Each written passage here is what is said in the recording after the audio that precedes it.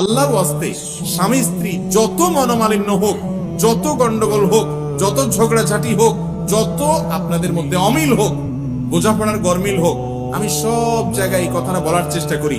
যারা বিবাহ করেছেন তারাও মনোযোগ দিয়ে শুনেন, যারা বিবাহ করবেন ভবিষ্যতে এখনো করেন নাই তারাও মনোযোগ দিয়ে শুনেন। আল্লাহর ওয়াস্তে মাথা গরম করে তালাক দিবেন না। তালাক এমন একটা ডেঞ্জারাস অস্ত্র, এমন একটা ভয়াবহ অস্ত্র, ছুরি এবং চাকুর চাইতে পিস্তলের চাইতে ডেঞ্জারাস।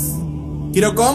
আপনি একজনকে ছুরি ঢুকাই দিলেন তার বুকে, ঢুকানোর পরে লোকটা মারা গেলেন, এখন আপনি জিব্বা কামড়ায় বলছেন ও সরি আমি আসলে বুঝতে পারিনি, এতে কি লোকটা জীবিত হবে? ঠিক একই ভাবে আপনার স্ত্রীকে রাগের মধ্যে মাথা গরম করে আপনি তালাক দিয়ে দিলেন।